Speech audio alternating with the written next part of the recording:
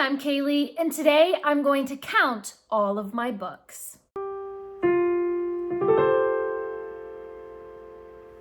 I have a shelf on GoodReads that is labeled owned books, and so I check off the books that I own. And GoodReads tells me that I own 2,052 books. However, those are not all the books in my house. I actually own quite a lot more books that I don't put on GoodReads. For instance, things like cookbooks and music books. Because I'm a musician, I own quite a lot of sheet music. I also don't include my little niece's picture books on my GoodReads because I don't consider that I own those. Those are books that I'm basically storing for my nieces. Those don't belong to me, they belong to them, but they are in the house. That number on GoodReads also is definitely not correct because there are quite a few books where I own multiple copies of the same edition or multiple copies in different editions. For instance, I have 6 different copies of Jane Eyre. I have 4 different editions of The Lord of the Rings. And I actually have 5 complete sets of the Chronicles of Narnia. Some of those are the exact same editions and some of those are different editions. But then I also have some books that in GoodReads are counted as separate books, but they're actually bound together in like a 2-in-1 edition. Some of the books that I've counted separately in GoodReads as separate books that I've read are actually bound like 3 or 4 in 1. So I absolutely know that that count in GoodReads is way, way off. If I had to ballpark it, I think I would probably estimate that I have around 2,500 books. So GoodReads says that it's 2,052, and I say that it's probably closer to 2,500. But that's not including the girls' picture books. That would be including the music books and including the multiple editions of stuff. But 2,500, I think, would be just my books. And then I would estimate probably another 500, maybe 600 books for my girls' picture books. Every few years, I go around the house and count up the actual physical books that are in this house. However, I have not done that in quite a long time, and so I definitely need to just nail down this number. So today, I'm gonna go around and count up every book in this house, cookbooks and picture books and music books and everything that is bound. Well, maybe not like blank notebooks or journals. I'm not going to do that, but something that was published. We're going to count it up and find out what is the real number. How many books do I really own? And how many books do my nieces own? However, before we count everything up, we're going to reach back here to the Booktuber Shoutout book. And I'm going to shout out somebody randomly. Today's shout out goes to Voyage of a Time Wanderer. I will leave a link to their channel in the description. Be sure to go over and subscribe to them. And if you haven't already, please do subscribe to this channel, give this video a thumbs up, and follow me on Instagram and GoodReads and Storygraph and all the places. So it took me about an hour, but I walked all around my house and I started counting up the books on each shelf, and then I would put a little sticky note on that shelf, or maybe I'd do a couple of shelves together, count up those 2 shelves and put a sticky note of how many did I count for that shelf. I try not to worry too much about counting them up by genre. Some of them are already shelved by genre. So for instance, I have a pretty good idea of how many classics I actually own. However, there are some classics that aren't shelved with classics. They're shelved with fantasy. For instance, Narnia and Lord of the Rings are not shelved with the classics. They're with the fantasy. Or I have a lot of children's classics that technically are classics, but they're shelved with the children's books. So when I come up with a final number of how many classics I own, that's probably not quite correct. It's kind of a ballpark, but I think I own more classics than, because things are shelved in different places, you know. Or of course, Agatha Christie books could be considered modern classics, but they're not shelved with classics. They're shelved with the mystery section. And I went in the kitchen and counted up the cookbooks, and I counted up all of my music books. Now this also includes not just sheet music, but any biographies of composers. I actually have some picture books that are like music themed that teaches about music.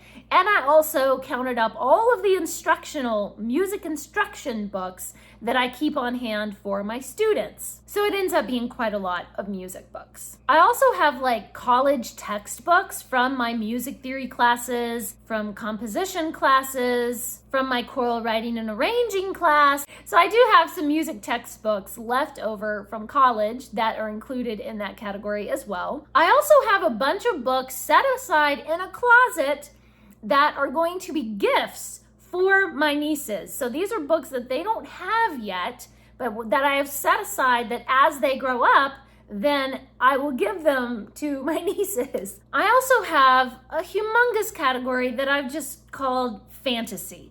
It's fantasy, sci-fi, children's books, middle grade, YA.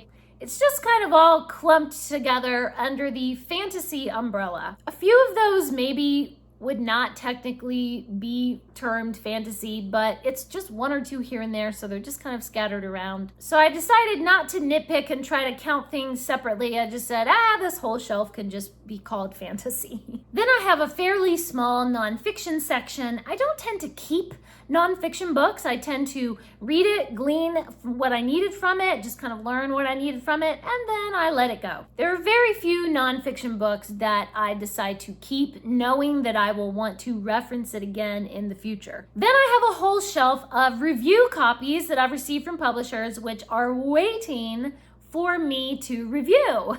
So I kept those kind of in a separate category. I mean, I guess I do sort of own them, but I haven't decided yet whether I'm going to keep them. And then I do have 100 books that I've just labeled miscellaneous, because those are the books that are wrapped up for my wrapped book reading challenge. So I just kind of kept those in a separate miscellaneous category, because there's all kind of different ones in that 100 book wrapped reading challenge. Once I had counted up all the books and I had my little sticky notes everywhere, then I had to go pick up all the sticky notes and count up all the counts and do some serious calculating and kind of figure out, okay, this category was this many, and then fantasy, that was these, and then the children's picture books, that was those ones. And math, people, just math. But if I have done my counting correctly, if I didn't lose count, which a few times I lost count and had to go back and count it again, and if I have added things up correctly, these are the statistics. For the miscellaneous wrapped books challenge, we have 100 books. In the mystery category, we have 142. Half of those are Agatha Christie, I think. I have 75 nonfiction, 49 books that are set aside as review copies from publishers, 294 music books, 126 picture books and children's books that were my picture books when I was a little girl, 954 books that I have just categorized under general fantasy, and 664 classics. I probably have really more classics than that, but they're just shelved in different places. And I also have 5 cookbooks in the kitchen. I have 95 books that are set aside to be gifts for my nieces, and my nieces have 572 picture books in my house. That is a lot of books. So all together, every book in my house, the total is 3,076 books. Oh my goodness, that's insane. That is so insane. I mean, I knew it was going to be a lot, but that's a lot. That's kind of crazy. It's kind of like a little bit overwhelming now that I know the real number. I feel like one day they're going to find me buried under a mountain of books.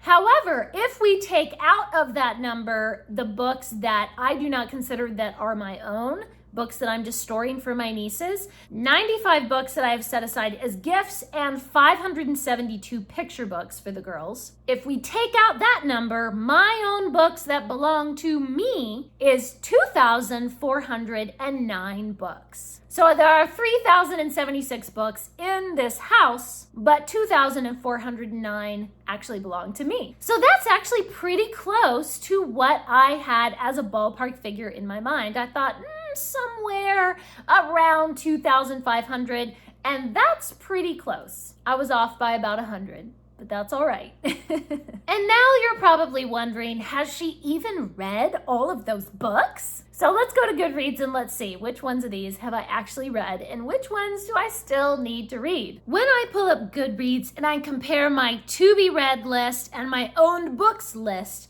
GoodReads tells me that I still need to read 541 of the books that I own. That's not too bad. I mean, I have to say, I kind of expected the to-be-read number to be higher. But actually, 541 books, I could read that in like 3 or 4 years. Oh, hang on though. Those review copies are not in that TBR yet. So 541 plus 49. Yeah, so it's actually a total of 590 books that I need to read. So that's close to 600. Okay, that's a little bit more. Those review copies, man, they mess up your statistics, let me tell you. Please leave me a comment and let me know, how many books do you have in your house? Thanks for watching. Please subscribe. And remember, the right book in the right hands at the right time can change the world.